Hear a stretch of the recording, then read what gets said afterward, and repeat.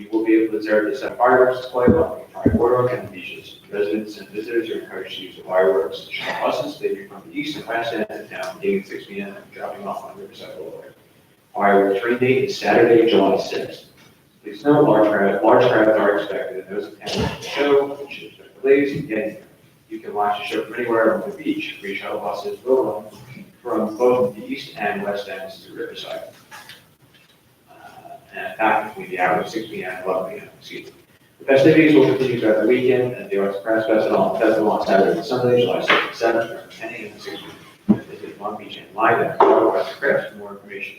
Looking ahead to next week, NYSCA Surf Week returns with the surfing and skateboard contest, charity surf events, parties, art show, beach and boardwalk vending, and concerts. The Open Surfing Contest features both professional and local surfers between Edwards Boulevard and National Boulevard Beach from July 11th to the 14th.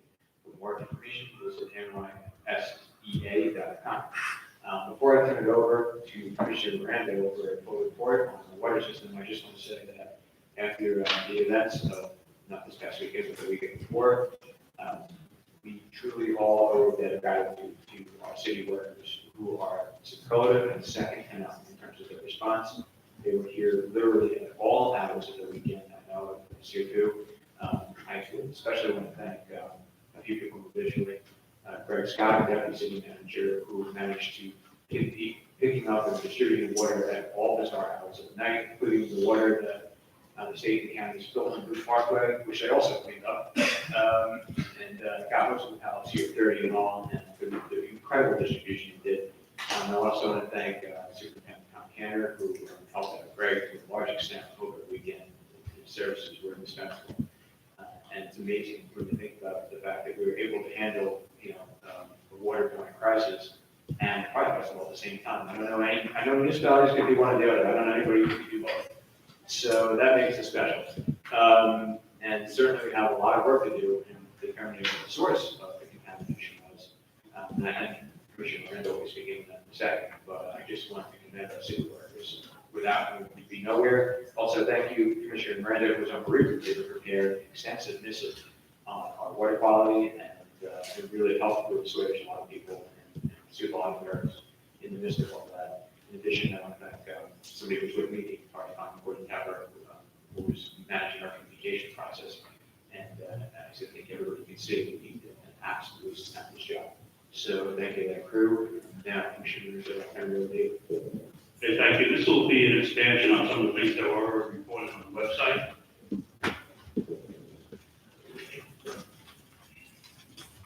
So each month, the city takes 40 microbiological samples from sampling points throughout the city, 10 per week. The samples are from locations and a plan approved by the Nassau County Department of Health that are meant to represent the distribution system widely. In addition, microbiological samples taken monthly from each well that was used during the month and quarterly from the storage tanks. These samples are tested for total color forms, which can be indicators of fecal or E. coli. It takes 18 to 24 hours for the sample to be analyzed once received at our certified lab. Tuesday, June 18, water plant operators collected 10 samples routinely as they do each week from the distribution system and delivered these samples to Pace Analytical, the New York State certified lab that the city has engaged for the last several years. Wednesday, June 19, Pace Analytical notified the chief plant operator that a sample from Grand Boulevard sampling station tested positive for total color forms. Total color forms are just an indicator that there may be an issue. All other 9 samples taken that day were negative. Based on the positive sample, Nassau County Department of Health regulations require that the water plant operator collect a resample from that positive location and 1 sample upstream and 1 downstream, and from 3 wells that were in operation on the date of the positive sample, June 18th. Thursday, June 20th, 3 samples and well samples were taken and delivered to the lab for analysis. Friday, June 21st at 9:30 a.m., the lab notified the city that 1 of these samples from the upstream was tested positive for total color forms and E. coli. The staff met with city manager at 10:30 a.m. and 11 a.m. A boil water notice was issued. A notice which must first be approved by the Nassau County Department of Health prior to issue. Friday, June 21st, operators took another 15 samples, 12 throughout the distribution system and 1 from the elevated water storage tank, 1 from the ground level water storage tank, and 1 finished water leaving the water treatment plant. On June 22nd, the lab reported that the results of those samples were all negative. Saturday, June 22nd, operators took another 15 samples, 12 throughout the distribution system, one from the elevator water storage tank, one from the ground level water storage tank, and finished water leaving the water treatment plant. On June 23rd, the lab reported the results of those samples were negative. On Sunday, June 23rd, operators took another 15 samples, 12 throughout the distribution system, again, one from the elevator storage tank, the ground level water storage tank, and the finished water leaving the water treatment plant. On June 24th, results of those were negative. In addition to the city sampling on Friday, the 21st, the Nassau County Department of Health took 5 distribution samples. One of those samples taken from the Long Island Railroad Station bathroom, to me was not the best case to take a sample, tested positive for total coliforms. Again, just an indicator that there may be a problem, not E. coli. On Saturday, June 22nd, the Nassau County Department of Health took 5 more distribution samples, including a resample of the Long Island Railroad Station bathroom, which all tested negative. Based on the negative results of 55 samples and none showing E. coli, the boiling water order was lifted by the Nassau County Department of Health on Monday morning, June 24th. Other actions taken during this event, at the direction of the Nassau County Department of Health, the chlorine residual leaving the Park Place water treatment plant was raised to 2 parts per million in order to maintain 1.5 part per million chlorine residual in the distribution system. This residual will remain in effect until the next 4 weekly rounds of routine sampling take place. We've just finished the second one today. The distribution system was flushed on Friday, June 21st, and on Saturday, June 22nd, to assure blue chlorine residual throughout the system.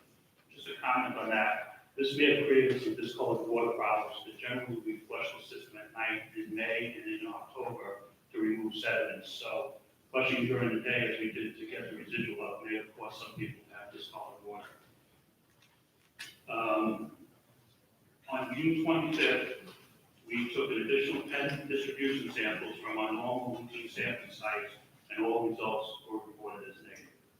Today, July 2nd, the second weekly round of distribution samples was taken. Those results will be available tomorrow, July 3rd. I will offer the following evaluation of the incident and the actions taken by the city. It is not unusual for a water system to experience positive microbiological sample with the cause of what was undetermined. There are many reasons the sample could have tested positive. Sample tap was contaminated, sample bottle was compromised, contamination within the building which the sample was taken, a cross connection in the building where the sample was taken. There was only one sample that tested positive for E. coli, which indicates that this was not a system-wide issue, as all of the samples that day, June 18th, were negative for total coliforms. None of the samples showed any fecal coliform, which is very important. The residents where the only sample tested positive for E. coli had a water filter. Often water filters are a vent for bacteria. Negative samples from wells and treatment plant indicate that this was not from the supply source or caused by the operation of the treatment plant. And just over on the operation treatment plant, I think one person we should also need to thank is Kevin McCarthy and his water plant operators who continue to do sampling. Thank you. I saw Kevin in the back. I neglected to do it, but I have prohibited him from ever retiring as a result of this event. The city followed all Nassau County Department of Health regulations and procedures required to safeguard the public in a timely manner. Increasing the supply chlorine residual to 2 milligrams a liter and flushing the system towards the location of the positive sample is appropriate to safeguard public health. As follow-ups, on June 24th, the chief and assistant chief plant operators met with a team of engineers from the New York State and Nassau County Departments of Health. They reviewed our procedures, reviewed our tanks, wells, treatment plants, and sampling stations. They will be issuing a report. The only verbal recommendation we got from that day was to convert our sampling stations from copper to stainless steel and raise them 48 inches. 5 of the stations we use are actual individual sample sites located in some of the walls, and 5 are for residents' homes. The chief plant operator, Kevin, is already working on those plans. The chief plant operator and I are preparing a level 2 assessment, which must be submitted to the Nassau County Department of Health. The assessment covers specific evaluations of the system, including our sample sites and sample protocol, the distribution system, storage tanks, treatment process, source water, and any issues found, and what corrective action was taken or should be taken. We expect to complete this report in the next 2 weeks and must submit to the Nassau County Department of Health, where it will be added to their final report. Some additional notes: as a result of the 2 parts of the residual leaving the plant, residents will experience eliminate some chlorine odors. Some people are taking chlorine residuals for pool test kits. These kits only give you a range and are not as accurate as the equipment we use, which uses light to measure the chlorine residual. We are maintaining a 1.5 populated chlorine residual distribution system, which is a very safe level. Yet, we understand that it will create some odors and chlorine taste. To offset any taste issues, you can place drinking water in a pitcher in the refrigerator and leave the caps loose. The chlorine will dissipate in a short period. Some residents are also using store-bought or Amazon-bought kits to test for E. coli. These kits are not accurate. There is a sampling protocol that requires you run the water from the sampling tap to flush stagnant water, shut the tap, flame the tap to sanitize, then run the water to the sample bottle. It's very easy to contaminate the sample bottle if not properly handled. And all our operators are licensed and trained on how to do sampling. Additionally, a certified lab must set up a culture and run that culture for a sample for 18 to 24 hours before they can confirm any type of total coliforms, total coliforms, E. coli, or any fecal. Home water filters, particularly paper or carbon filters, if not changed on a regular basis, are a breeding ground for bacteria. Be sure you change the filters when they start to show pressure drops in your faucets and sinks. Don't forget today too that many refrigerator water dispensers also have water filters that should be changed on a regular basis. Additionally, a resident reported that a child had been diagnosed with E. coli, and on Sunday, June 23rd, the chief plant operator and operator went to the resident's house, took a pH and chlorine reading, showing that there was a chlorine residual. If you have a chlorine residual, the chances of having any bacteria are very slim. They also took a bacteriological sample at that time, delivered the sample to the lab, and on Monday confirmed with the resident that the sample was negative for total coliforms for E. coli. Thank you. Okay. Thank you, Commissioner Morando. I appreciate that thorough report. There will be some more questions later. But now we'll go to the agenda. Okay. First item on the calendar is a resolution authorizing the acting city manager to enter into a pole attachment license agreement with National Grid USA Service Company for their storm hardening project. This item is for the city council to permit National Grid to utilize small cell technology, which is the next wireless technology, in order to eventually install sensors at residences at National Grid's cost and expense, which would detect flooding. And when flood occurs, send a signal utilizing the small cell technology, which would then shut off the natural gas to that specific residence and preserve gas service to the rest of the city. So the result is you confine the effect of flooding on natural gas to just very specific areas of the city and avoid a complete shutdown, which could take weeks to recover. But I've invited some folks from National Grid, this is Ben and Mohammed, who are here to fill in the gap of everything I said and show the more formal presentation, a brief formal presentation, be able to answer any questions the council or the residents may have in this very important project. Thank you very much. Good evening. Just state your name and address for the record. Sure, good evening. My name is Ben Wiesel. I'm an attorney for National Grid. This is Mohammed Tamba, also from National Grid, with an address of 175 East Old Country Road, Hicksville. As Greg mentioned, I'm going to give a brief presentation. We're available to answer any questions that either the council might have or the members of the public might have. So again, we're here to discuss National Grid's proposed storm hardening project, recently approved by the New York State Public Service Commission. It will be starting shortly in flood-prone areas in New York City and across Long Island, including in Long Beach. National Grid currently provides natural gas service to over 9,500 homes and businesses in Long Beach. Each of those blue dots is an individual home and business, so it's essentially the entire city. As I'm sure you're aware, these homes, businesses, and their associated gas services are all located within FEMA-designated flood zones. As this city and its residents are also well aware, during Superstorm Sandy and Hurricane Irene, storm surges and flooding that result from extreme weather can cause extreme damage to these gas services. When water gets into the gas distribution systems, can cause immediate life-threatening safety risks to customers and their homes, large-scale gas service shutdowns, and a long restoration process. Our storm hardening project tackles all these issues, but most importantly, reduces the risk to public safety. The project involves two primary scopes of work, as Greg mentioned. The first is installing an automatic gas service shutoff valve on each gas service prone to flooding, which we anticipate starting in November of this year. And the second is installing a fixed network router on utility and streetlight poles to allow for remote operation and monitoring of the shut-off routes. So specifically tonight, we're asking City Council to approve a license agreement allowing National Grid to install these routers on 11 of the city's streetlights. Just very briefly, I can explain the benefits of the project by comparing what would happen if a Sandy-like event occurred tomorrow under existing conditions, and what would happen after the completion of this project. So the first is if we needed to shut off gas in anticipation of a storm, entire neighborhoods could lose their gas service currently. After completion of this project, each customer's gas service will only be shut off if their own gas service experiences flood, essentially a house-by-house shut. So it's my understanding that during Hurricane Sandy, in some areas, one side of the street experienced flooding, the other side experienced no flooding. So instead of shutting off the gas in the entire neighborhood, it would only be the houses that experienced flooding. The second is the gas can continue to flow into homes with damaged equipment and or extinguished pilot lights, causing a potential catastrophic incident. After the completion of the project, the gas valve will automatically shut, so no additional gas will flow if flooding is detected. The third benefit is, the third possible issue if the same like event occurred tomorrow on the current system. If the gas main is depressurized, water could flow in and cause corrosion to the pipes. It has been years since Sandy, and as I'm sure many residents know, we still are having issues with seawater corrosion in our pipes. After this project, this will no longer be a problem. We currently have no way of knowing the location and number of customers who have lost gas service until our customers call to let us know. Now we'll know within seconds. We'll have an accurate count and location of customers impacted by flooding, which will lead to timely restoration, repairs, and street prevention.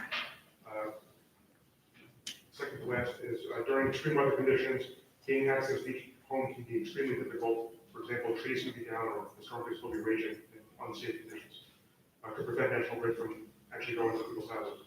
This project will allow us to turn off gas from our headquarters if necessary. And finally, this is not a storm-related benefit, but if there are gas odor complaints, it typically take between 15 and 20 minutes for a technician to travel to your house to shut off the service. And now we can immediately respond to gas odor complaints and servicing and turn off from our homes. So I'd just like to submit 3 letters into the record. National Grid has been in contact with Mr. Moreno, Mr. Moreno, for a while, and back in December, he sent us a letter in support of our project on behalf of the council. The second is a letter of support from the West End Neighbors Civic Association, who we appeared before. The third is a letter from the Northeast Bay and Canal Civic Association, also recommending that the city approve the project. And finally, a letter from Denise Ford, also in support of this project. Thank you very much. We're available for any questions. I just have one question about the small cell service. Is there any potential for that to be leased out for any other usage? Absolutely not. I believe that pretty sure that the existing license agreement prohibits that. We specifically restricted National Grid from subleasing to any wireless entities whatsoever. This is strictly to serve National Grid utility service. That's it. Anyone else from the council? Just curious, will there be any additional funds available, I guess at this point, to assist us in this effort? Will we just have to come up, you stated that there were 11 streetlights that would have to be utilized. So is there any way in which National Grid is going to assist us in the process, or we will have to come up with all the money for this project? So the cost of the project is being funded by National Grid ratepayers. The New York State Public Service Commission approved the project, and therefore every single ratepayer in New York State is paying for this project, a very small amount. The city, pursuant to federal law, the FCC wireless ordinance, was required to pay a small fee, $500 upfront fee, and then $270 per year per pole. So that's what we get paid for leasing poles. That's the maximum limits of the FCC order, which National Grid has agreed to pay. So we're paying the city to use the city's property. Thank you for clarification. Sure. I just have a question. What's the time frame? Is there any disruption in the service? How long will this take to implement? So as I mentioned before, we're planning on putting up the routers next month. We're planning on putting in the automatic gas shut-off valves in November of this year. In terms of disruption, there will be no disruption to our customers' gas service at all. And the goal of the project is to make sure that we continue to provide safe and reliable gas even during storms. And after storms. Sure. You said during your presentation, you said it'll be about 11 poles? So it is 11 city-owned poles 11, okay. and 28 in total. The other poles are owned by PSEG and Verizon. The automatic shut-off valves, obviously they shut off automatically, I assume they're manually reset? They are only reset when inspectors come to the house and make sure that everything is safe to turn the gas back on. Okay, so somebody does have to come to the house to manually. Absolutely. reset that. Yeah, there's no way that we can turn it back on from our home And base. what's usually the time frame of that, if somebody's valve should trip? Sure, so it depends on the storm itself. So if the storm is Hurricane Sandy level storm, we will always do the best that we can. We have a limited number of employees, but we'll do the best we possibly can. I can't say the number of days, but within, as with any other storm, National Grid will be in close contact with the city, to let the city know and the residents know how quickly we can get everything back on. All right, this is more of a technical question, so I'm not sure if you have the answer. Sure. How do the valves fail and power fail? Do they fail closed? Yes, they do. Okay, so if there's a power failure or there's a transfer of a load center, so there's a momentary power interruption, which we've actually got fairly often here in Long Beach, those valves will trip closed. No. So the only way that it'll trip closed is if there was a failure with the valve itself, which is, if that happens, we'll receive a signal back at our home base and we'll go and inspect. Okay, so it won't close in the power center. So in a power failure, it will not impact the valves at all because the valves are powered by batteries that have a 20-year life. Thank you. Sure. Anything else from the council? Any comment from the public? Ms. Abelson? Please come up to the mic.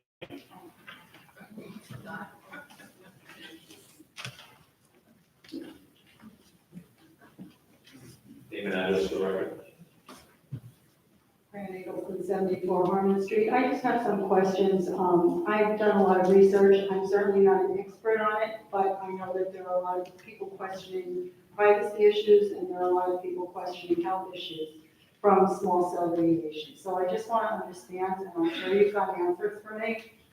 I'm sure you can speak to it, but there's actually a bill currently in the New York State Senate over privacy issues with small cells. These small cells, and there's also a lot going on in Huntington, and certain other states are looking into health implications. So I'm just bringing that out as something that I would appreciate that would also be looked into when you're talking about, passing this resolution or not. Okay. Can you speak to that? Health and safety in small cells? Sure. So regarding health and safety, the routers are very similar to the routers that people have in their homes to provide them with Wi-Fi service. It's essentially the same thing. The routers are in full compliance with all FCC regulations. And in terms of percentage, it's below 1% of the FCC's limitations on RF emissions. And in terms of privacy, the sole purpose of this is public safety. We're not going to sell anyone's information, we're not gathering anyone's information. The whole purpose is to provide safety and continued service for existing customers, not any additional revenue from this project. Thank you. Anyone else? I see a hand in the back.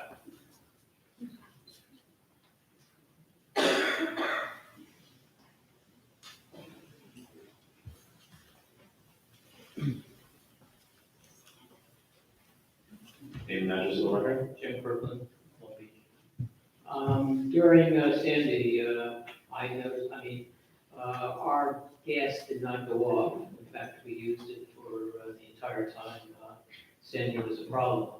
And it was probably months before anybody came by to even check it.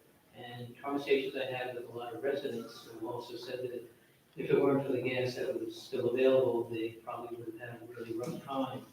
So So my question is, does it make sense to impact what could be tens of thousands of people for the small percentage of homes that might be impacted by a faulty valve? And is there another way of having something included in the valve itself that would allow a safety check to be able to be taken before turning off an entire community or county? I think as was described, it's a house-by-house basis. One house, if I'm understanding it, one house can be automatically shut off, and the next door neighbors can be fine. But every house I know with 3 feet of water, they're all with that. So if the home is flooded, then the gas service will be shut off. So the purpose of this project, I believe, addresses your concerns exactly. So in other words, if there was another Hurricane Sandy today, National Grid could preemptively shut off the gas to Long Beach in order to prevent the flow of gas service into your house in case there was damage. After this storm hardening project is approved, each individual house will have its own valve. So that if your house has 3 feet of water around the regulator, then the gas service will shut off. If your neighbor has no water, then your neighbor will still continue to have gas. Well, the issue was that it wasn't just my neighbor or me, out of the entire city, and you probably find 90% of them flooding basements. And if you multiply that by the number going all the way out to Windsor, and the entire South Shore had this issue. So there would be tens of thousands of homes potentially that the gas shut off, that could rely upon for cooking food. So, sure, so during Hurricane Sandy, Hurricane Irene, water got into our gas pipes. And the water caused the pipes to corrode from the inside. So as I mentioned earlier, when water gets into the gas pipes, it could take years to resolve that issue. So by shutting off the gas service, by automatically shutting it off, you mentioned that it could take a little while to get the gas service to turn back on. The alternative would be that water gets into the gas service and it could take a lot longer to repair your entire pipe system. So in other words, this is a. That's just the time. Okay, sure. Is that your question, or? Well, so what you're saying is that the intrusion came on your end, not necessarily from homeowners. But if we. No, this is, I'm talking about individual homes, gas services. So hypothetically, your house had some flooding. Right. Which is dead. Okay, so it's possible that the debris in the water and the velocity of the flood water could damage the pipe leading from the ground into your house. Plus, I mean, the input, not necessarily what's in the basement. Sure. Well, and the regulators are outside, and they're about a foot above the ground, so if there's a foot or less of water, then it would impact. So between the house and the house. Correct. So the alternative to this is you just shut the city you shut the gas to the whole city. Exactly, which is something. That's the alternative. Which is something that we don't have to. Thank you. Okay, sure, come on up, sir. Is that what you said before?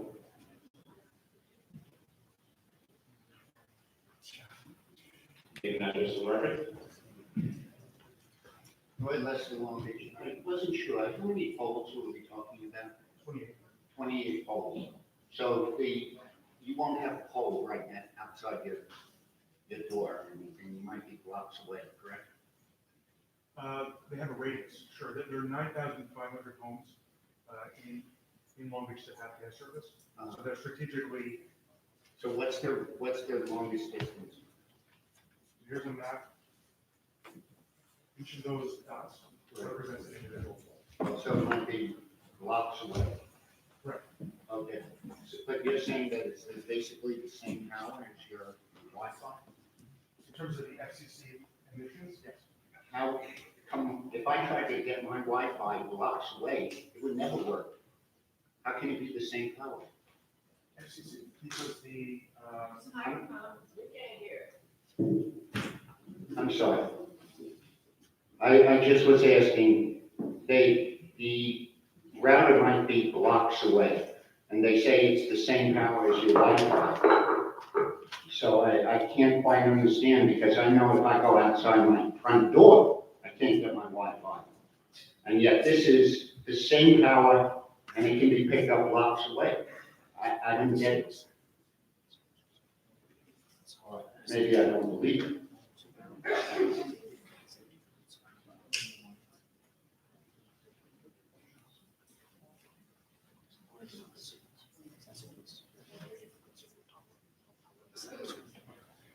So it's, They're not hearing you. hello? Yeah. So the valve sends signals to the routers. Right, I understand that, blocks away. Right, So that the- takes a lot more power than your Wi-Fi at home, because your Wi-Fi can't send signals blocks away. And that's what Fran was talking about, when you're talking about this radiation, this small cell enterprises, yes. Sure. And that's the thing that they're worried about. And you're saying, though, that it's this, you're telling people it's the same thing as your Wi-Fi, and yet it goes blocks and blocks away. So it's a similar technology to your Wi-Fi. Technology, so And it's an X-ray machine, a microwave. so it's the same, it's the same exact technology as the router that you have. But it's much more powerful. The router, no, the valve sends signals to the router. So in other words, it goes through your Wi-Fi? No. It sends it to a router blocks away, correct? The And the valve- router blocks the it. valve sends signals to a router that's a few blocks away. Right, so that requires a lot more radio strength than your regular Wi-Fi. So I can't tell you what the hard conditions from the That's fair. Wi-Fi. That's fair. Okay, it just, I couldn't understand that. I couldn't understand how it could be the same as your Wi-Fi, and yet it could go blocks away. But- So what I can tell you is that the hard emissions are less than 1% of what the FCC allows. They used to allow cigarettes too. So the FCC has deemed that this to be safe. We can submit studies to the board if that's a question.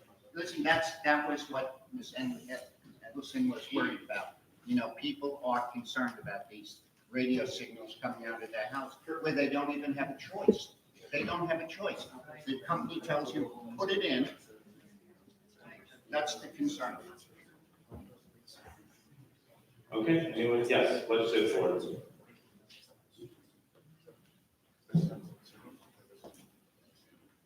So I'm being told that it's the equivalent of a cell phone call. So the valve sends a cell phone signal, like a cell phone call, to the router. It's about in the house or outside. That's I look like we're Name and address for the record.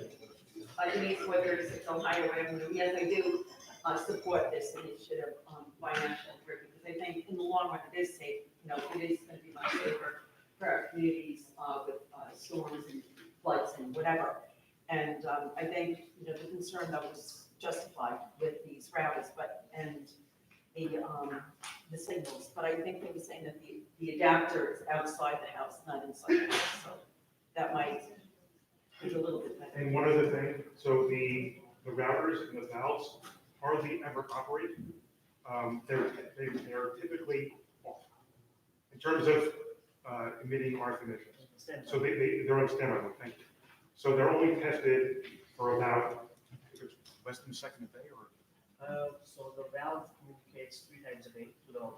Okay, so 3 times a day, but those are less than 30 seconds. Yeah, Eight Split seconds. second, split second. Split second a day. I only have 3 minutes. Oh, Okay, sure. so I'm sorry. I'm sorry, you get more than 3, I don't know. But yes, but one of the issues that I did bring up when it was first brought to my, when you came to my office to show me this, and we were at the canals, actually, Canal Civic. And I know that with the shuttle for gas, and my concern, which I brought up, and I'm hoping that maybe you can address tonight, is the fact that many of our residents raise their homes and they put in generators so that if they lose power, they will still be able to generate some sort of power with these backup generators. And while some may use diesel, some of them, I believe, may have gas hookups. So my concern would be then if their house does get more than 12 inches of water, and then everything's gonna be shut off. The whole point of spending thousands of dollars for a backup generator is now voided. So have you looked at that, and what solution are you going to have for people in that situation? That's my question. Okay, thanks.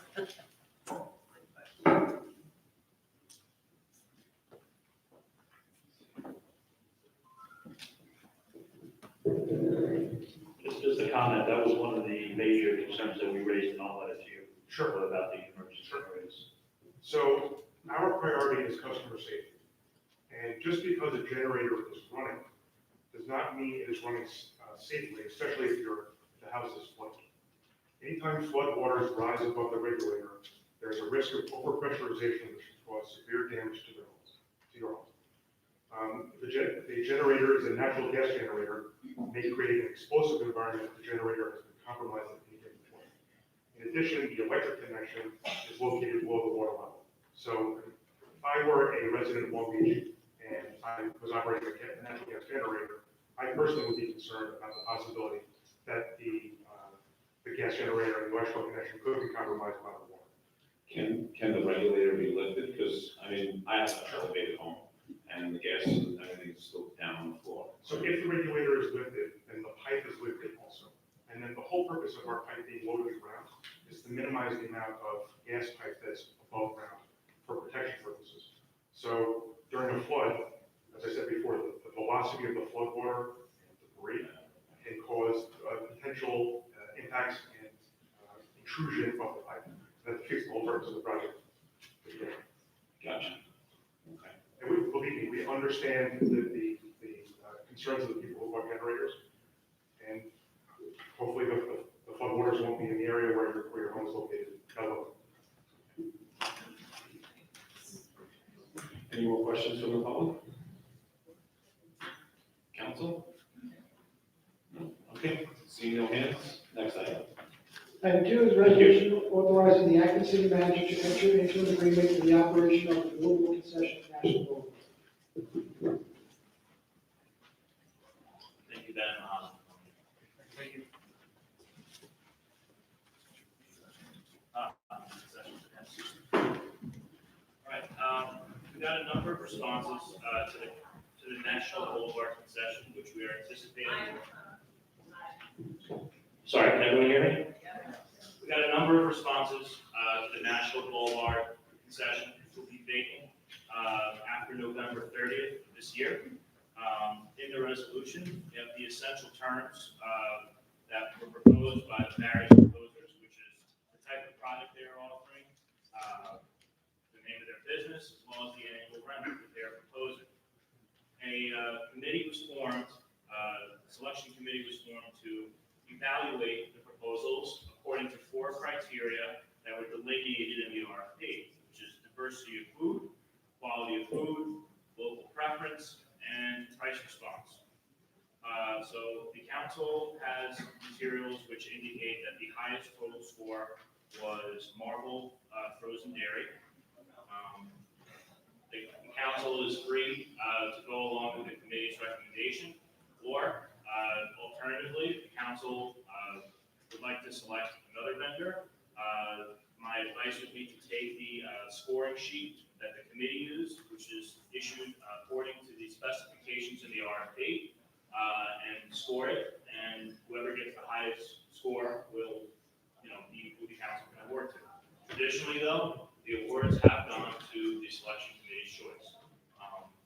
The selection committee was composed of our purchasing agent, our tax assessor, our city clerk, and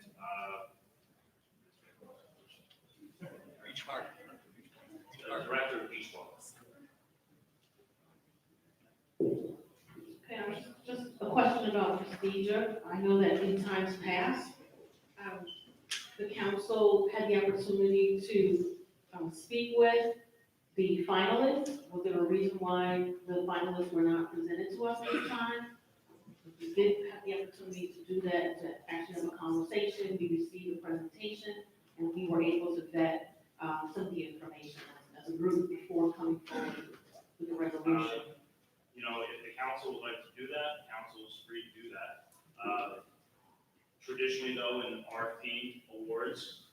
selection committee does make these recommendations and scores the vendors accordingly. But Yes, like and I that's what said, happened before, it's just that, there were finalists, and we had the opportunity to interact with the finalists based on the committee's recommendations. right, and the council is free to do that. But I will just say that if the council legally wants to deviate from the winner, the proposed winner here, you all would need to fill out the scoring sheets yourselves, so that it's not, the council arbitrarily selecting one vendor over another, that there is some sort of principled scoring criteria response, to the proposal. No, I'm not disagreeing with the scoring Right. criteria. I think it was excellent in terms of the items that were listed. I just had questions about the procedure. Sure. Initial. Initial ones, we were able to, review. Just have a quick question also. In looking at the annual rent, it appears that Marvell is not the highest annual rent in term. It seems like that's the fourth criteria, the price response, that. Yes, the price response is 45 points out of 100. And how would those calculated? How would they, each of the four categories, how would they weight? How did you come up with, for example, one of them is quality of food? How is that assessed? Well, it is subjective, and that's kind of the point of an RFP procedure, is that there is some subjectivity required. And everything is weighted in the RFP. It's set up front so that the proposer knows how much weight will be given to each criteria. One of the criteria is local preference. Yes. Was there any community outreach to ascertain the local preference would be? Local preference, I believe, meant that if you were a City of Long Beach business, that you would get like a small bonus, I believe it was 5 points out of the total bonus. Thank you. Anything else from the council? Okay, from the public. Yes, I see a hand over here.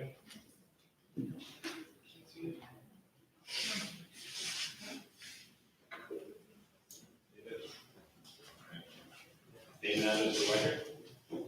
Lenny Bruno. I believe that the council should choose instead the Nathan's manufacturer, Party Magic USA, as you can see it on the agenda, that since their rent was $52,000, they're willing to pay us, while Marvell, for its first full year in operation, will be willing to pay us $40,000. I think in terms of the financial situation the city's in, we need every $10,000, $12,000 we could find. And I just think that it would be more fiscally responsible and smart of us to choose Party Magic USA since of their high rate. So, thank you. Actually, 35,000. Thank you. Thank you. See a hand right now. Just a quick question, on the next person coming up. The Marvell money or increasing rents were over a period of 6 years. Were all the figures included here for a 6-year period? Yes, I believe the intent was that the new person would come into National, finish the 6 years, and that way all the concessions could be rebid at once. Okay, so these are rentals that are set for 6 years? Yes. Before Stan goes, just a quick question. This isn't something that would go into effect until December, because the old tenant would first have to vacate. Yes, we anticipate the tenant will be vacated on November 30th, according to settlement agreement that we had. So it's not time of the essence, we have some breathing room. Yes, I mean, I believe in providing the vendors as much time as possible for planning purposes, even if they can't get into the unit, would be preferable, but yes, it's not time of the essence. Hi, name and address for the record. Sam Pinto, Long Beach. Just to agree with those past two sentiments, it seems to me that the council would like to do maybe a little more diligence on this, considering it's also a 6-year contract, which is longer than everyone in the council's term. So I would recommend that the council takes a motion to table this so they can reconsider as a group to get their best response to approve this. So my recommendation is to table this for 2 weeks. The ice cream doesn't get sold till summer again anyway, so they'll have ample time. And I am a big fan of Marvell, but I do think that the council isn't deserving of having more time to consider this. Thank you. Okay, thank you.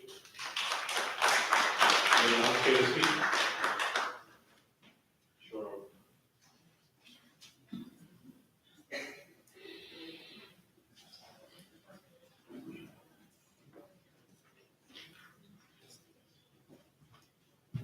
Evening, council members.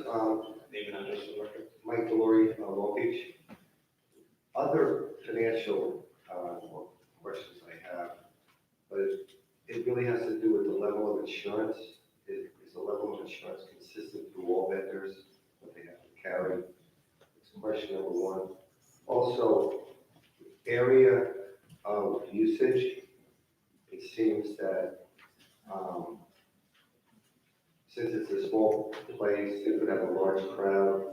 Will there be seats allowed in the interior where the railing is on the north side? But will they be restricted from putting any type of seating arrangements on the south side of the railing? Is there restrictions on time as far as closing? I mean, do they close it like 9 o'clock or 10 o'clock, 11 o'clock? Those are all my questions. It's, the intent here is for this, whoever this vendor is going to be treated the same as the other concessionaires. The insurance levels, I can't recall them offhand, but I think it's $3 million general aggregate, which is standard for a commercial lease. As far as the seating that's allowed, as far as I know, they're going to be treated consistently, like all the other concessionaires are, and the time restrictions too are going to be consistent in that. They're required to be open during the Ocean Beach Park season, and I think they can stay open until as late as 10 p.m.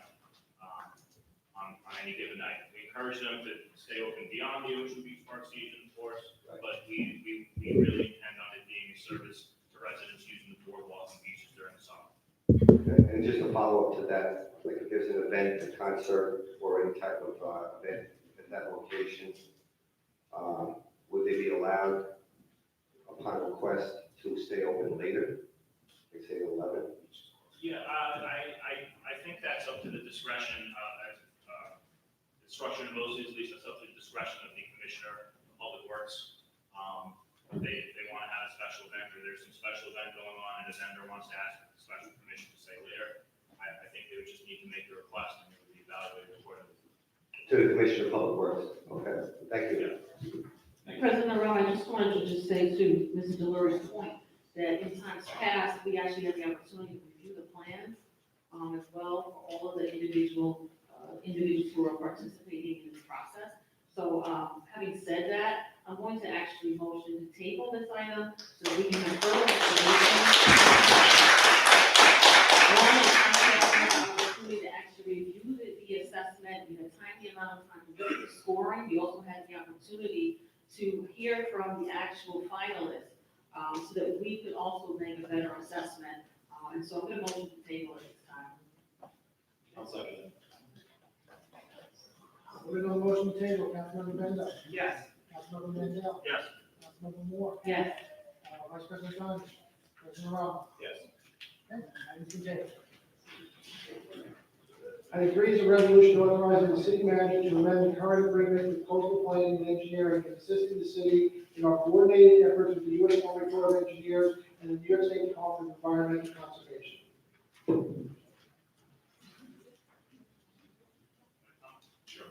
Okay, we're asking to extend the contract with Coastal Planning Engineering, who have been our advisors on the Army Corps project through the drawing process and through the sand replenishment project.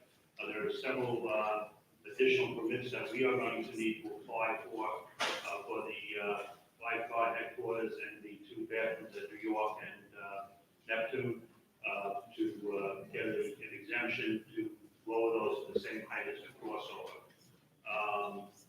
Also, we will be asking them to do a coastal area hazard permit for us for access to the bathrooms at National to open up more bathrooms on the beach with the new crossovers. That beach has become a little difficult, that bathroom has become a little difficult to get to, and it's got numerous bathrooms in it, so it's actually a bathroom that we need down there. Also, we are looking at changing the sand fencing or sand screening that the Army Corps put in. We have budgeted for that in capital plan. That's also going to need a Sea Harbor Middle Coastal Road Hazard Area permit. And the services have been very helpful to this, and they will be helping us finalize our report to the Army Corps and our exceptions to the completed project. Thank you, Commissioner. Any questions from the council? Any questions from the public? See one hand in the back.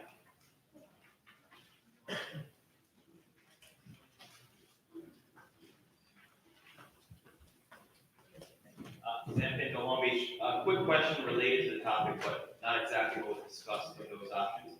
Running the boardwalk, I always notice there are bump outs that were the old booths and ramps are there.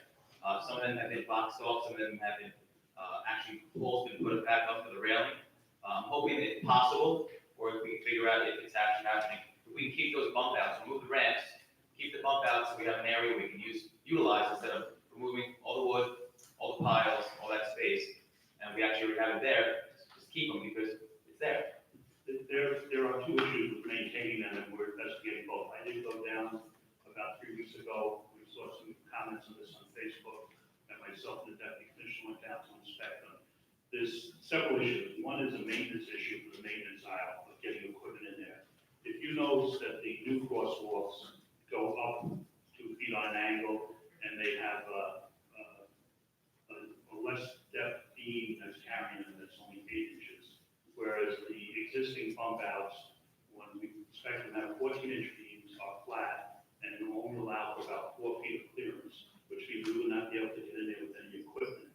And we looked at removing the center post, but my evaluation is that removing the center post could create some issues with the stability of the structure. Once those ramps are gone, the structures are only tied into the boardwalk at 2 locations, to the 8 or 10 beams that are there. And they could become unstable and run forward. So we're going to hire a structural engineer to do a quick analysis on it, but I think the bigger issue is going to be that if we keep them, we're not going to be able to maintain that sand aisle. And if we can't maintain that sand aisle, eventually the sand will overtake the boardwalk. In those little 10-foot areas? No, not just in those 10-foot areas. We can't get between, there's 14 of them.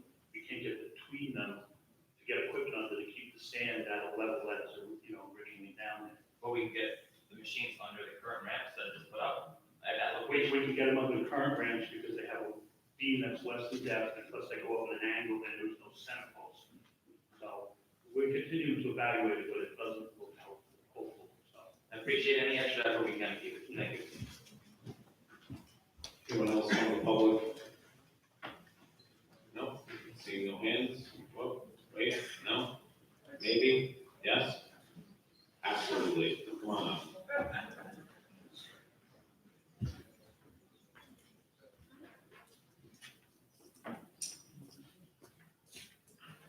Sorry, I wasn't paying attention, and my. You know you're coming up, just come on. And I do have to say, we got 10 bids last time.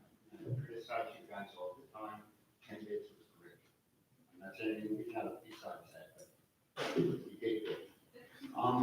Just a question on this resolution.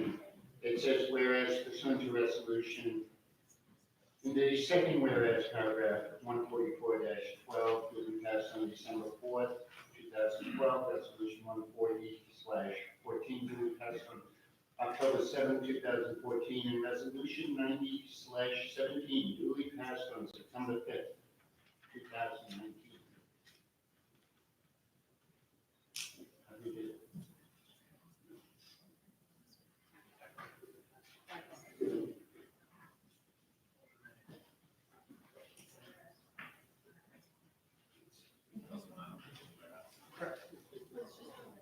There's a typo, and apparently, because it's in a whereas clause, is okay.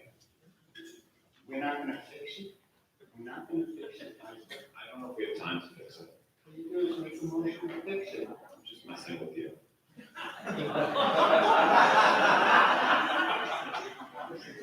Got it.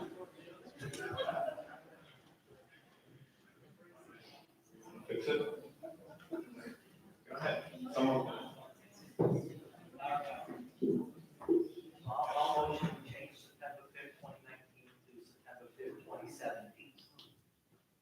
Second? Oh, wait, Councilmember Bento. Yes.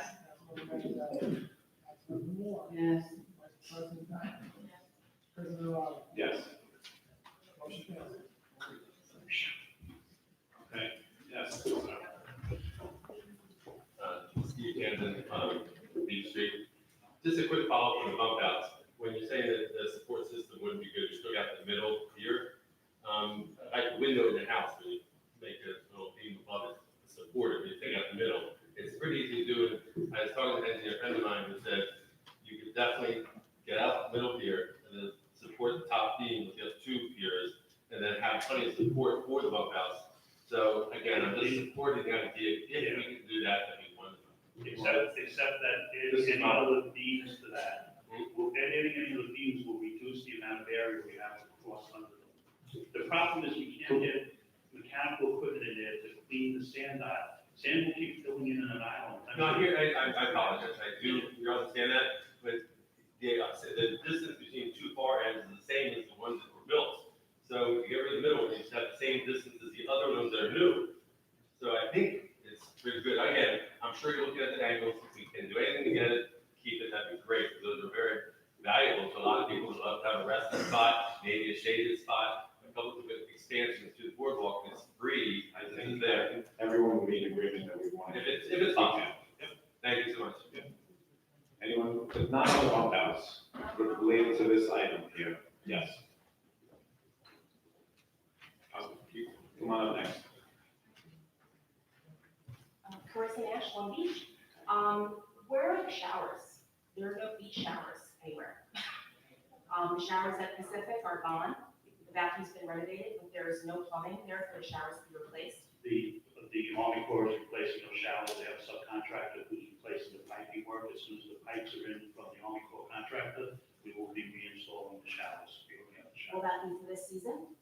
You know, I just had a very disturbing meeting with the Army Corps last Monday. The general contractor has shut down the job site for the summer, and they will not allow the subcontractor, Galvin Brothers, to come in and finish any work unless the general contractor was there managing them. Well, that's unfortunate.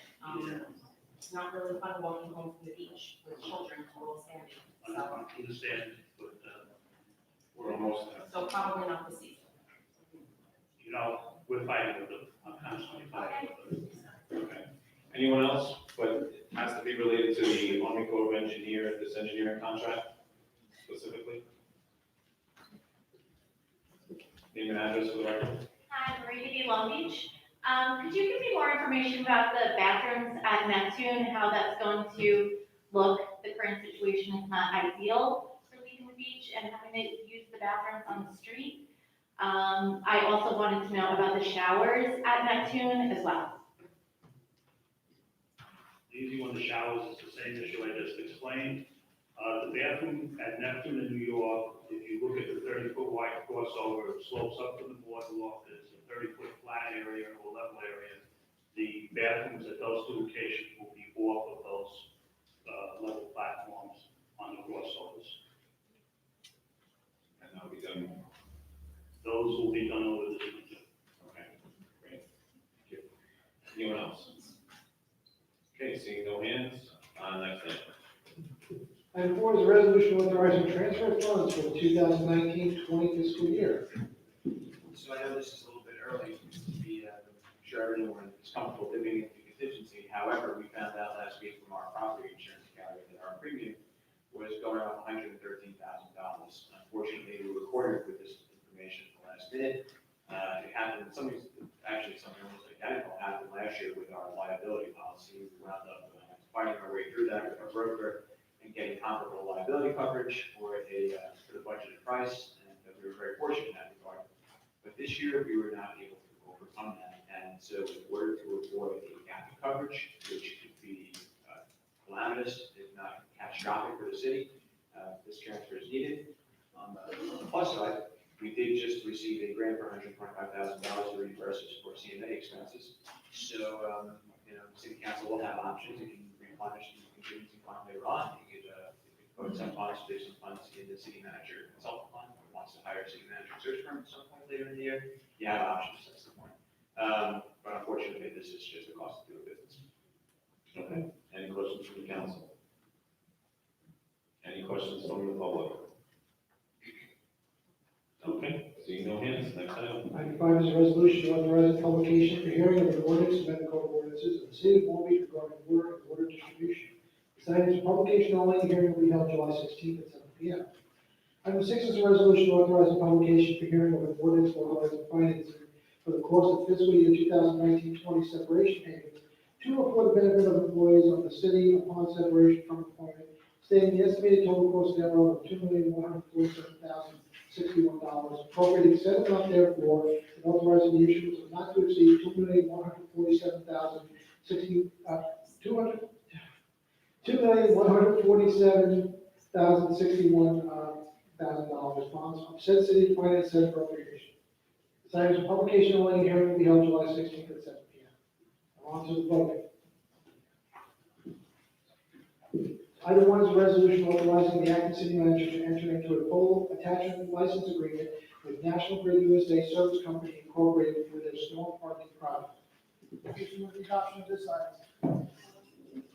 Second? Morning, Councilmember Bennett. Yes. Councilmember Mandel. I'm sensitive to the fact that this is calling for a balance between emergency gas shutoff and limited situations against possible radiation output. But as it was described, the output is approximately that for the cell phone. And it would be for short durations as needed. So based on that, I'm going to do 2 as well, yes. Councilmember Moore.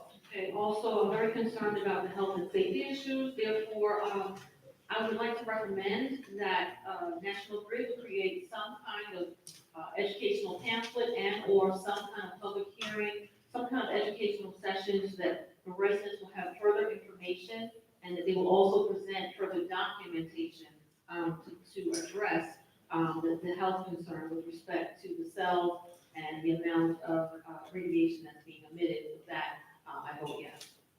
Vice President Dunn. Yes. President Morales. While I do support this project, due to the leasing agreement with some of the pole attachments and my current employer, and in abundance of caution, I'm going to abstain. Item 2 has been tabled. Item 3 is a resolution authorizing the city manager to amend the current agreement with Coastal Planning and Engineering in assisting the city in our coordinated efforts with the U.S. Army Corps of Engineers and the New York State Department of Environmental Conservation.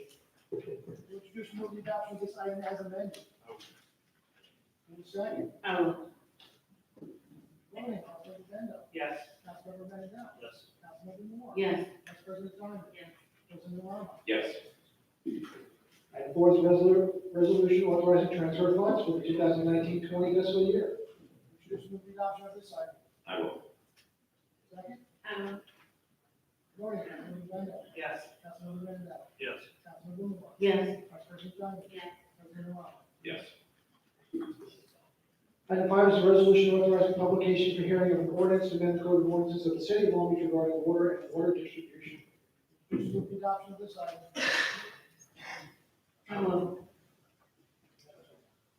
Second. Morning, Councilmember Bendo. Yes. Councilmember Mandel. Yes. Councilmember Moore. Yes. Vice President Dunn. Yes. President Morales. Yes.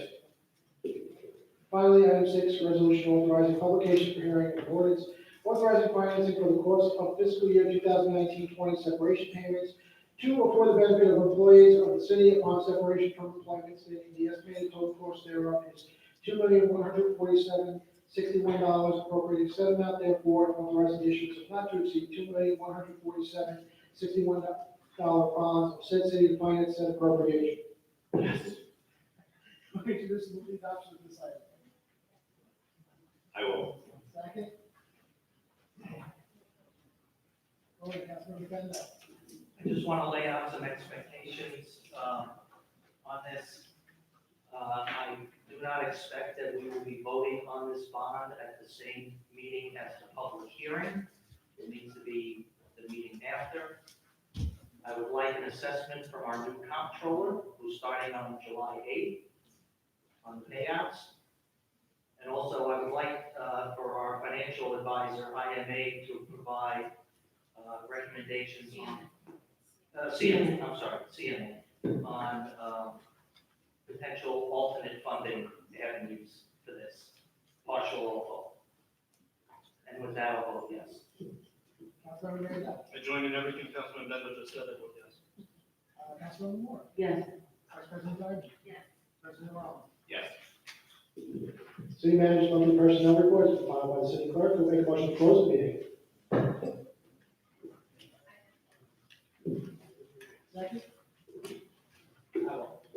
Voting, Councilmember Bendo. Yes. Councilmember Mandel. Yes. Councilmember Moore. Yes. Vice President Duggan. President Rob. Yes. All right, we now enter our good welfare. Everyone will have 3 minutes of uninterrupted time. As former city council president, I would just ask Councilman Mandel to preside over this hearing. Thank you.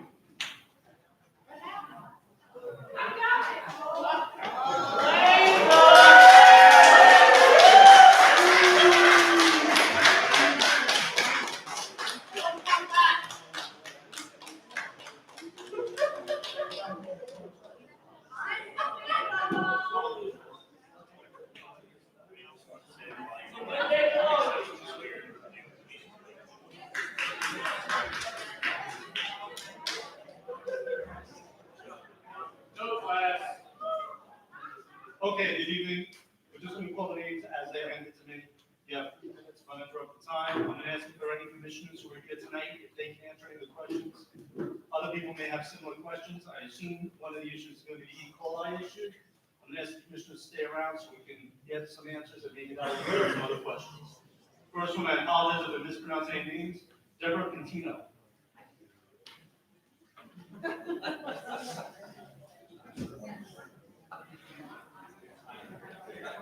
Good evening, Ms. Cantino. You just have to state your name and your location. You don't have to give a specific address. Hi, Debbie Cantino, Long Beach. First, I just want to thank everyone for all the hard work that they did in notifying the Long Beach residents about the water contamination and the distribution of all the bottled water, especially since this occurred during the Pride weekend. Tremendous efforts on your part.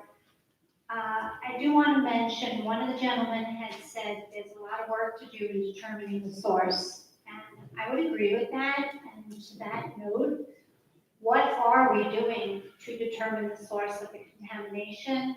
And as a follow-up question, what efforts will be made to proactively prevent this from occurring again? Mr. Miranda, can you address this? Sure. As I mentioned in the report at the beginning, we had New York State Health Department and Nassau County Health Department have a team of engineers meet with our chief plant operator and our assistant chief plant operator. They went through our entire plant. They went through a distribution system. We went out to the sampling sites. They spent a good day with our operators. Myself and the chief plant operator are doing a level 2 assessment where we will review all the same things the health department did. And again, I can only say this was such an isolated result that we will probably never really know exactly where it came from, but we will know that it will not happen again. Is there a timeline where these efforts that you will make will be publicized to Long Beach residents to Yes, know? we have till the end of this month to file our assessment with, level 2 assessment with the health department. We've already started work on it. I plan to have it done within the next 2 weeks. And when that's submitted to the health department, they'll put those together, resubmit the report to us, and we will make that available on the website. Okay, thank you very much. When the city make an effort as more information becomes available, you don't wait for. Right. Yeah. As a matter of fact, as I said in the report today, we took our second round with 10 samples, our routine samples, which will need 2 more rounds before we can load the chlorine dose again. And as soon as we have those sample results, I will ask our public relations people to post the results on the website. Thank you. And just to add to that, will there be an actual emergency plan that will be shared with the public? We have an emergency plan, but it will not be shared with the public because the State Drinking Water Act and Homeland Security requires that we not share those plans Security purpose. internally with security purposes. Okay, so is there a way for the communication department to find a way to maximize the amount of communication that we can have with our residents? There were many residents who were not linked to a Facebook page or to the website, who did not have access. They're also, for whatever reason, not also connected to our app, which means that they did not receive the robocalls or text messages. Is there a way for us to maximize our communication efforts? I would speak to our communication people about that, but one thing everybody has to understand, once the E. coli sample came about, the communication is out of our hands. We have to take pre-written communications, add the information, and get approval from the Nassau County Health Department before we're allowed to release that. So, and quite frankly, I think the city manager and the staff did a great job, the commissioner, Kevin, getting that out in time and manner. It only took them an hour from the time they were notified by the health department that they had hit the snow out. Absolutely, and I know that everyone's hands were tied because you were also working with Nassau County. So is there a way for us to put some pressure on Nassau County to come here and give us an answer? As a matter of fact, I've been following an email chain between Nassau County and New York State. They're arranging within the next 2 weeks to have an actual meeting here for the public to review the whole E. coli. And again, I really can't say this enough. We really erred on the safe side in public safety. This was an isolated sample, one sample in one location, and really went above and beyond what any system should have had to do for this event. But when the public safety is involved, you need to take every step that you're supposed to. Thank you. Just dovetailing with that, can we make sure that any meetings or seminars that are presented are done after work hours, so that way everyone maximizes? They're working on, they're trying to get the health commissioner from both the state and Nassau County on a night they can both agree on. I'm going to say that's out of our hands with some other agencies, but we can lobby for that as well. Excellent. And just for the education, because I see some new faces in the room tonight, that people may be here over this water issue that may not know. Commissioner Miranda was probably one of the, if not the foremost expert on water on Long Island. So we're in very good hands with this. Nora Egan? John Ashmead?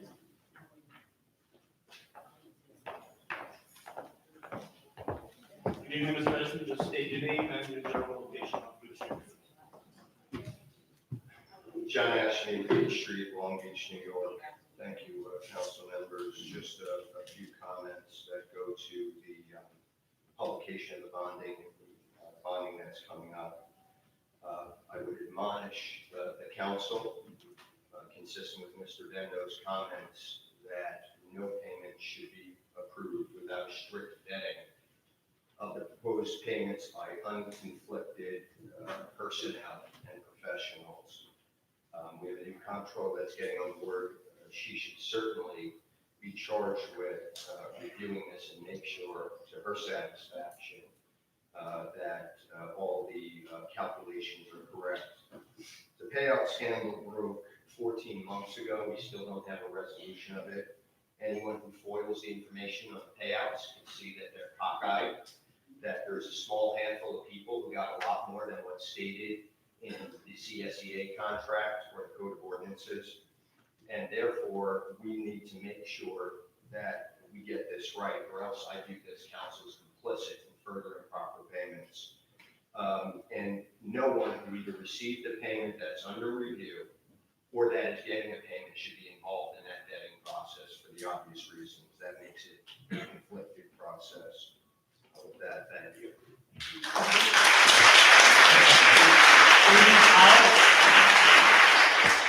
Amy Potter?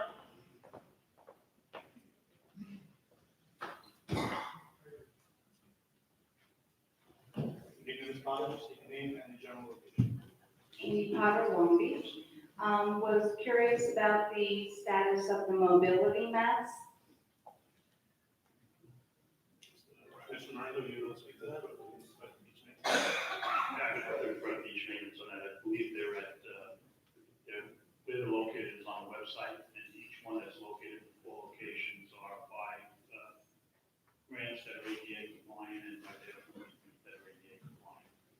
Okay, Ms. Potter, our person for beach maintenance, I don't believe is here tonight. We have your contact information, somebody will respond to you. Okay, and I'm just curious, do they get to the water? Do they go that far? No, we don't get into the water because it interferes with maintaining the beach and sand raking the beach. And when we've tried that, we've actually moved a couple of the mats, so they don't go down to the high tide line. Okay, can I hold that one up so we can respond to it, please? Yeah, just so you know, to anybody that needs to get to the Life line, that needs assistance, can call the number that's on the website, and the lifeguards will actually come and bring a special, wheelchair and get you down to the water. According to the city's website, moving that access is available at Minnesota Avenue, Neptune Boulevard, Long Beach Boulevard, Lafayette Boulevard. And that information is available at longbeachny.gov/accessibility. So somebody can do it. Mr. J. Gelson?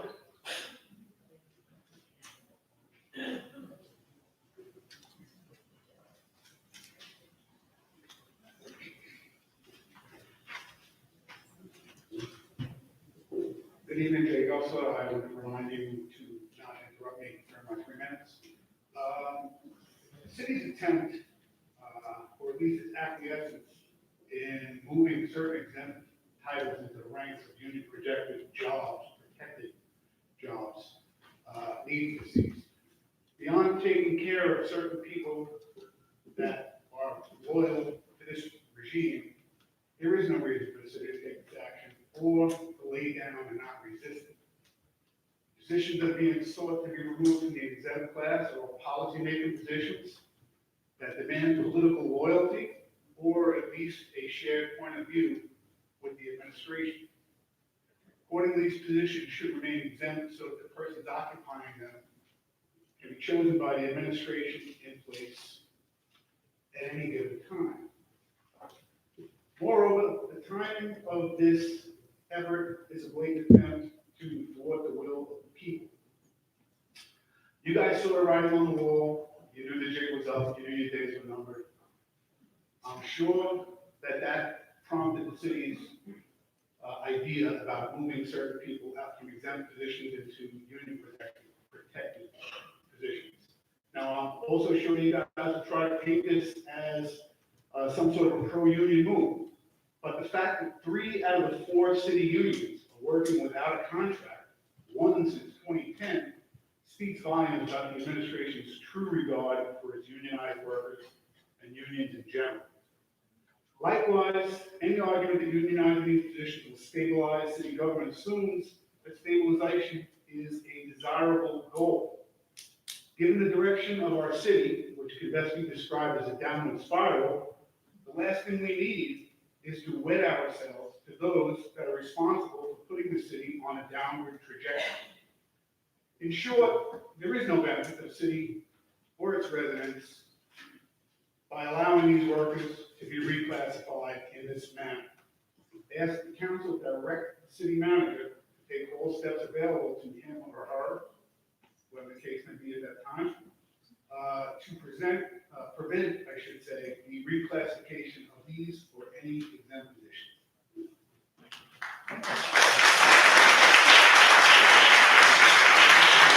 Mr. Eddie Verona?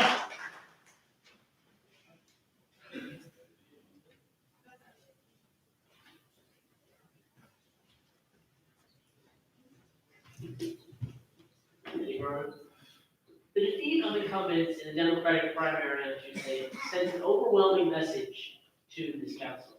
The voters rejected the politics of tricks, hiring friends, and political allies. In fact, everything this administration stands for was rejected.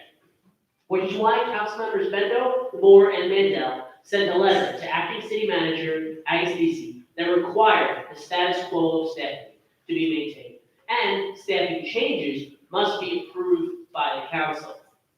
Mr. Agassi, are you done texting?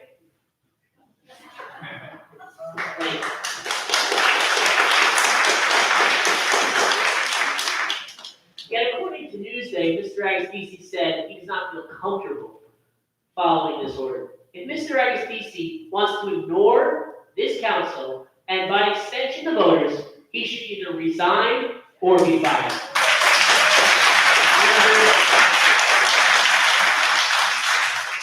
Additionally, on Wednesday, the New York State Financial Restructuring Board released a comprehensive review of Long Beach's financial state. The report tells a story of mismanagement and budget tricks that have plagued our city for years. It also discusses the significant overspending by the city. For example, the report detailed that the city has some of the most generous separation pay policies in the state. greater than any municipality it has dealt with, and greater than New York State. In detail, on average, the average separation pay for a firefighter is $296,000. For a fire lieutenant is $409,000. For a police officer is $316,000. And a police sergeant is $619,000. This separation pay issue is pressing, and the council, all those who stayed, need to work with our unions, partners, to find reform in these excess payments. The firefighters have not had a contract for 9 years. The commanding officers have not had a contract since their inception. And our police officers have not had a contract in 5 years. We need to actually negotiate with our unions, work for concessions and separation pay. Councilmember Bendo, after the separation pay bond failed, said, this week, we need to meet with our unions to form compromises on separation pay. Yet that was never done. Several months ago, when Mr. Pinto went up and said, you should negotiate with your unions to reform separation pay, Mr. Agassi scoffed at him and said, please. This idea that we cannot negotiate with our unions, that we should just let binding arbitration solve our issues, is wrong. We need to say that separation pay is an issue and it needs to be reduced for the benefit of the taxpayers. Thank you.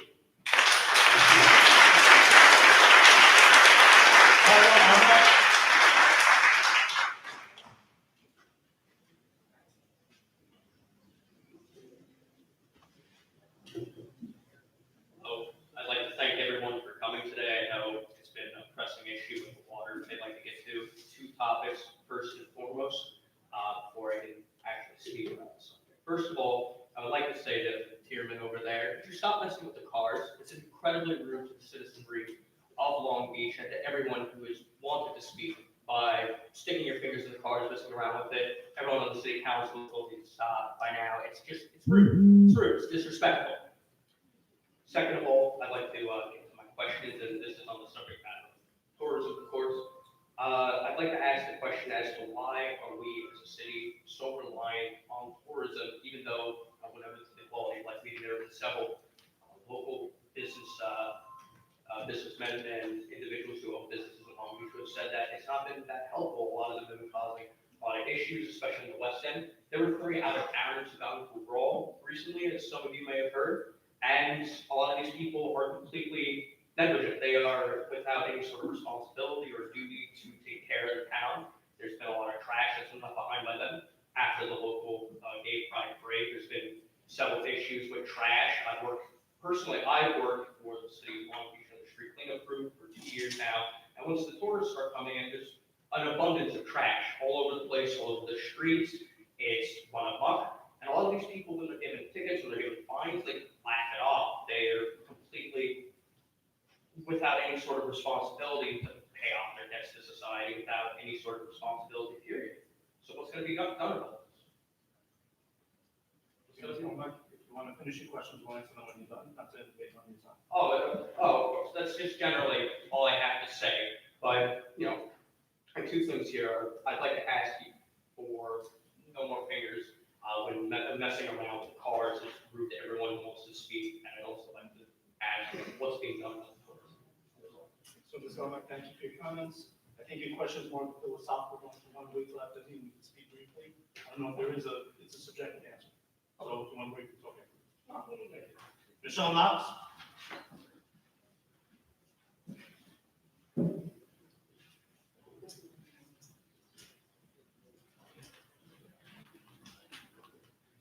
Michelle Knox, Long Beach. I'm just curious, with the new election, why don't we change our city council president to Vanessa Moore?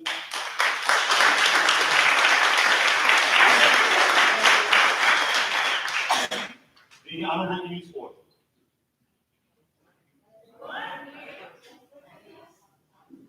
I'm sorry, I said the Honorable Denise Ford.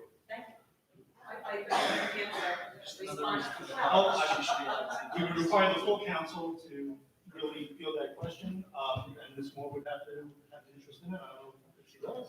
I don't want to put her on the spot, but that's something that I'm sure she would want to discuss with us. Okay, all right, I didn't answer. No, just, I apologize. I was waiting. All right, Denise Ford of Long Beach. I have a few things. Just quickly, in regard to the multi mats, I know that you can bring them down to a certain portion, part of the beach, but I believe the Rockies have those mats that go all the way down to the water, and they, always rake and do whatever they have to. So maybe you can look at that. In regard to the chairs, I know that for people who are going to use those mats and they want to get to the beach, I'm hoping then that the chairs that you're talking about, to make it easier for them, people with wheelchairs on the beach and down to the water, that you would have them a chair at each and every single location that has the multi mats, so that people aren't waiting for half an hour to 45 minutes in order to be able to access the beach, which they have every right to do so. The point of my speaking is with the IMA that we're having in the county and the city in regard to the sewage treatment plant. I've spoken about this time and time again, and I know that we're now down to the wire, where we in the county have to sign it, you in the city have to sign it, and I'm hoping that you've had a full discussion with all the members of the city council, and I hope that you are prepared then to bring it and to let the residents in the city of Long Beach know exactly what's going to happen. To the fact that when, because you have a consent decree, that you did sign with New York State, and that you're going to take away the nitrogen basically from your effluents pumping into the water. And I think that in Spanish Channel, and the whole solution was that you're going to change the sewage treatment plant to a pumping station, pump the effluents up into Bay Park, which then will take the outflow right back to the creek. But then also there is a collection system, which we all know the sewer lines that go to our homes and stuff like that. And there are some concerns there. So I'm hoping that you will have a fruitful discussion in regard to this. We're discussing it in the legislature. And one of the key elements with all of this is that in order, we're under a tight schedule at this point in order for everything to be approved, if it's going to be approved, because it's going to be we have money, $77 million project. I think there's funding that has been allocated, so we need to bond or look at 65 million. And in July, both the city and the county have to apply for grants, which may total this year $25 to $30 million. That will, of course, at the cost of the residents. So I'm asking you to please start letting this be something that is public knowledge. I mean, you've had everybody go through, so many meetings for a comprehensive plan throughout this whole city. And, as if, because National Grid and Lifer were going to move their plants and we were going to build all those apartments, this conceptual idea of what the city can look like in 20 years. You went through that, but I have not heard any peep about, even for the residents' sake, of any knowledge as to what's going to happen and what impact it's going to have to workers and to the residents here in the city. My last comment will be also in regard to what Jay Gusson said. I find it offensive that you would like to take it and use unions as a catch basin or catch-all for exempt employees. People are looking to get that parachute to drop them into a safety net. Unions were not, unions were born by the sweat and tears and the lives of people, way back in the early history of American citizenship. And over the years, people have gone to jail, have been beaten, have been fired, have been killed. People, even when I was on a picket line, we had people that died for the sake of to protect for fair contracts, the safe working conditions. Unions represent working men and women who are willing to take, to put themselves out there, whether or not it's with the civil service, PPA, UFA, private unions, public unions.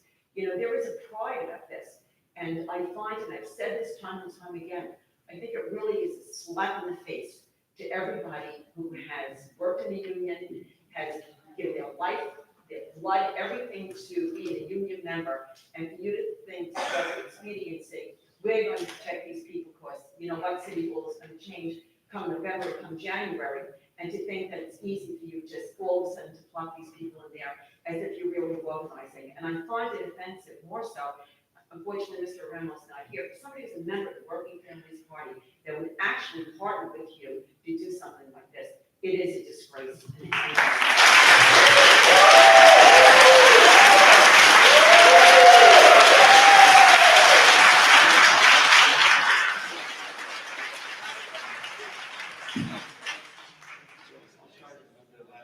First, I don't know if it's so much of a question as a comment, but I haven't moved any exempt employees into the union.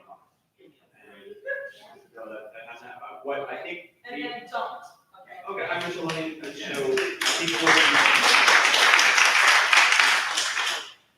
I think you may be complaining two different issues at a legislative board, because the exempt employees on their own have organized and have petitioned at FERC to be recognized as a.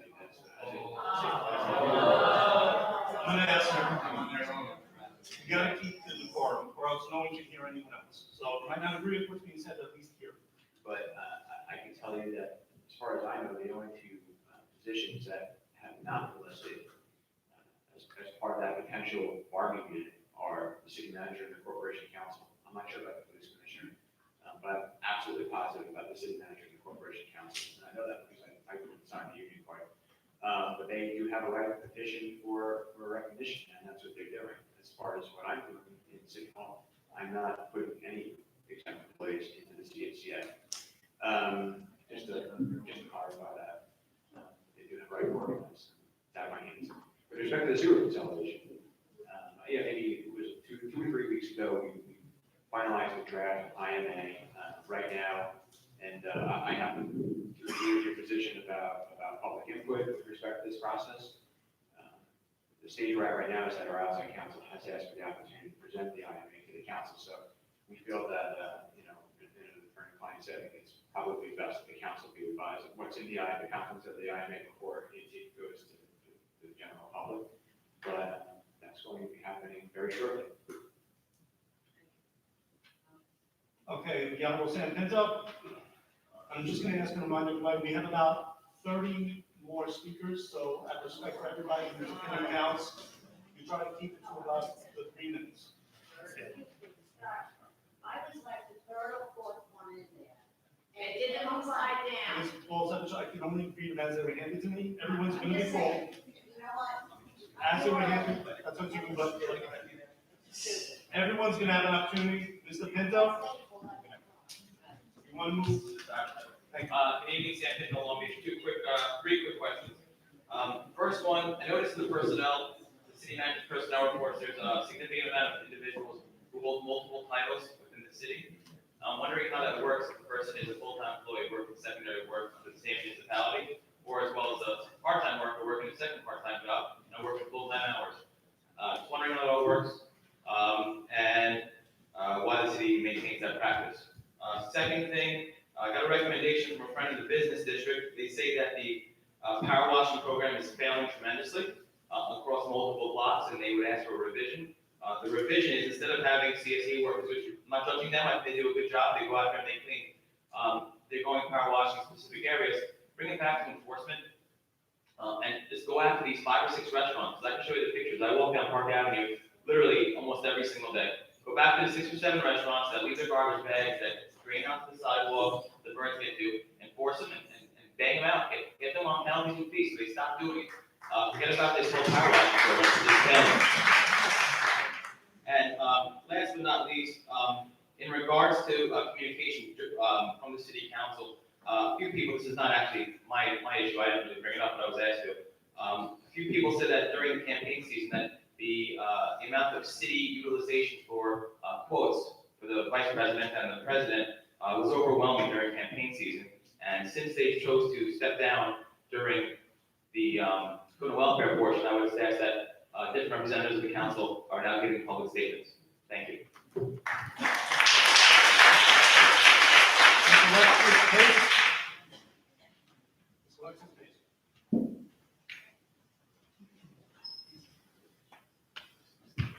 Good evening, Alexis Peace, Long Beach. So, I know we only have 3 minutes, and I'm trying to keep it brief. First of all, I am the parent of the child who tested positive to E. coli during the suspected E. coli. And I've spoken to most of you, and some of you, council and Mr. Epistisi, have actually been to my home. So all of you are very apprised of the timeline for what happened.